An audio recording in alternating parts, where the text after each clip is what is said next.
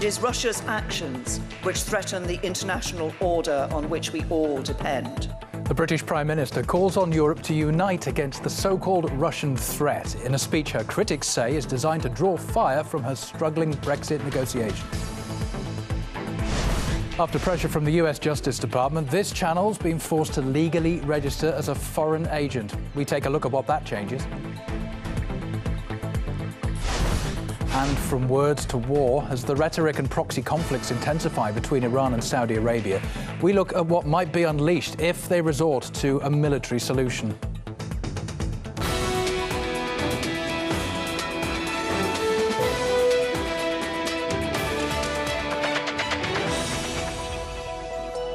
Hi there, it's midday in Moscow, this Tuesday the 14th of November. My name's Colin Bray. Welcome to the programme. First for you this hour, the British Prime Minister is calling to unite against Russia and its supposed threat to the continent. Theresa May accuses Moscow of military aggression, election meddling and spreading fake news, but without going into any detail. It is Russia's actions which threaten the international order on which we all depend. So I have a very simple message for Russia. We know what you are doing, and you will not succeed.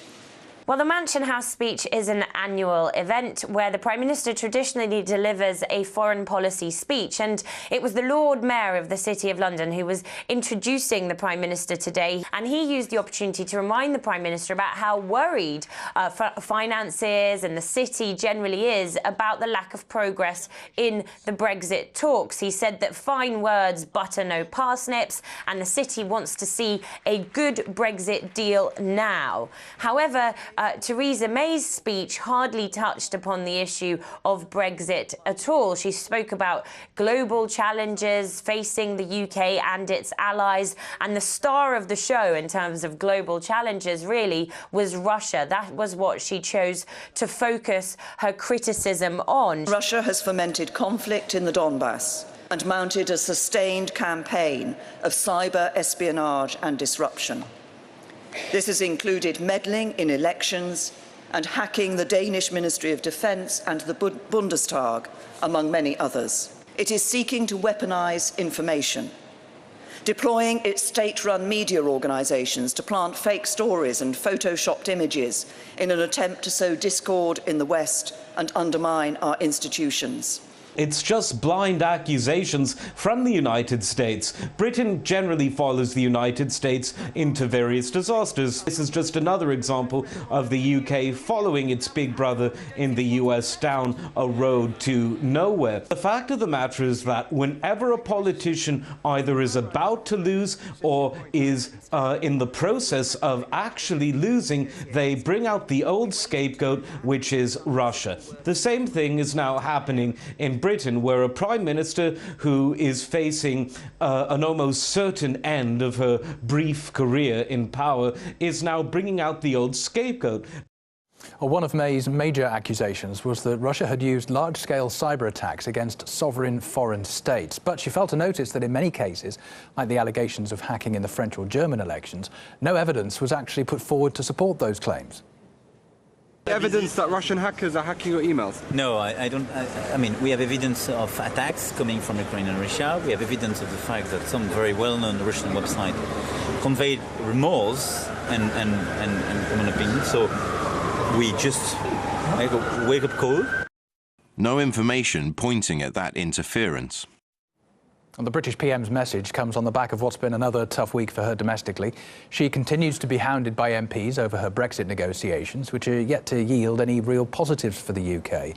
So much so that the EU's chief Brexit negotiator says he won't rule out a no-deal scenario, meaning Brexit talks could collapse entirely. Pressure's also building on Theresa May, with rumours that 40 MPs are readying a letter of no confidence. Now, that number is just 8 short of the required total to force a new leadership election within her Conservative Party. We discussed May's predicament with party veteran and former Government Minister Peter Lilly. He believes her speech was meant more as a message to Brussels. It was as much a message to Europe as it was to Russia. It was saying, we are the major security power in the European continent. We have the best armed forces and the greatest ability to deploy them. We want to continue to be allied with our European neighbours when we leave, But they've got to remember, if they want us to be helpful and firm and stand by them, they don't want to weaken us or weaken their relations with us. It's important that we do deal with the second half of what she was saying, that we want cordial relations with Russia. We certainly don't want to return to the Cold War. We recognise that we're actually at the opposite ends of Europe, and for hundreds of years we've been natural allies. Even when we don't like each other's regimes, we're natural allies. The blame card is also being played in the deepening scandal over sexual misconduct in the US entertainment industry by Star Trek actor George Takei, who's accused of acting inappropriately with a male model in the early 80s, claims which he strongly denies. In a now-deleted tweet, Takei said Russian bots were amplifying the allegations against him. He attached a chart which apparently shows he was targeted by Russian trolls.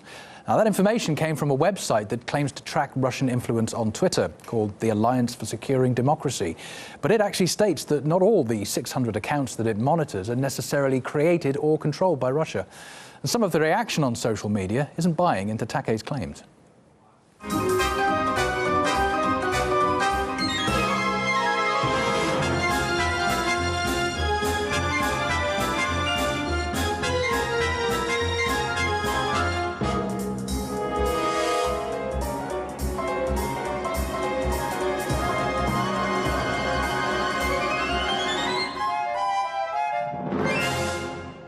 Media analyst Lionel says that jumping on the Russia allegations bandwagon is getting out of control.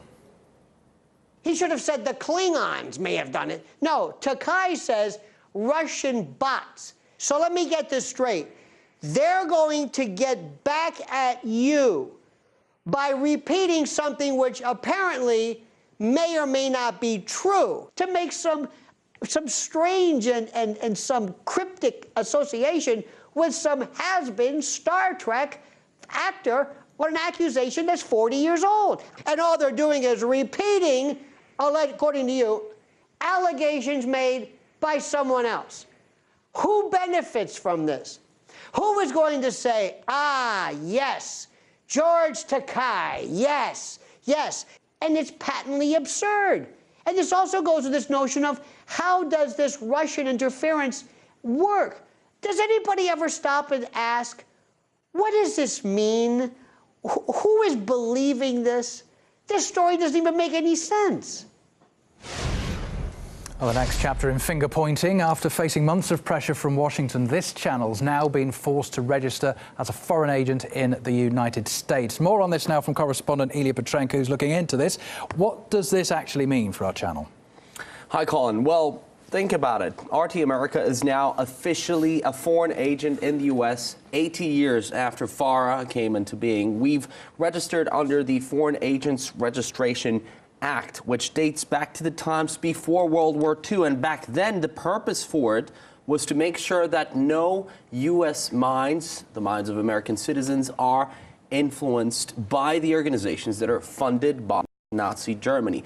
Whatever was the purpose of the U.S. Justice Department in the 21st century, they set a deadline for RT America, and we were forced to meet that deadline because we didn't want to get in trouble with U.S. law enforcement. So let's look at just some of the things that RT America could now be obliged to do all the time. For example, attaching a disclaimer to any information that gets sent out, or sending a copy or a version of that to the U.S. Department of Justice within 48 hours of transmission, and many other rules. And I'll tell you what, it will take a long while to adjust to this new reality and even realize whether that is technically possible. Because take the tweets, for example. Does that mean that any kind of tweet that gets posted by RT America needs a disclaimer? Or do we need to send these tweets to the Department of Justice? Many experts have argued that with the current social network output that we see in the 21st century from media organizations, that is technically impossible. Now, although this crackdown on RT America has been largely ignored by those who you would expect to speak out on issues of freedom of speech, it didn't go completely unnoticed. You can take the Committee to Protect Journalists, that's a New York-based NGO.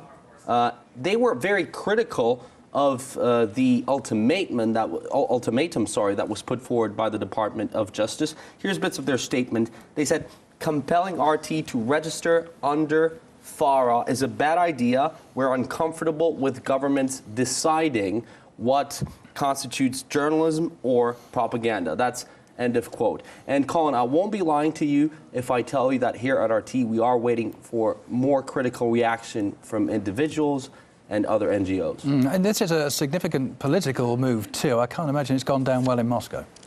Well, when it comes to retaliatory measures, it's still work in progress. No specific steps have been announced just yet, but I know that Russian lawmakers are currently working on it. And previously, we heard from Russian officials on the highest level, including from President Putin, that these measures will be taken in response.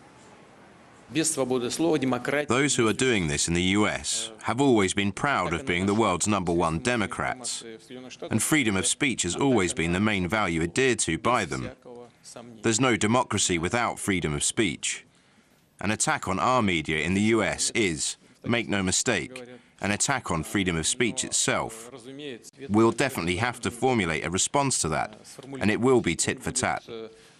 Colin, the question is, which specific media outlets could get affected by this retaliation? And we've heard previously that this may be either US-based media or news outlets that are funded by the American government. For instance, we can take Voice of America or the likes of CNN, a video channel called Current Time, Radio Free Europe / Radio Liberty. But here's something important.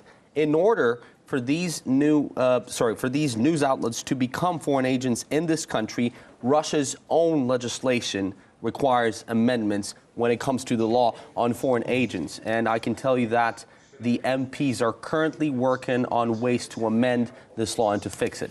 Yeah, I suppose we have to wait and see if it gets any worse or if someone's prepared to take the heat out of any of this. In the meantime, a back-breaking workload for our colleagues in the United States. For now, Elia, thanks very much for that update.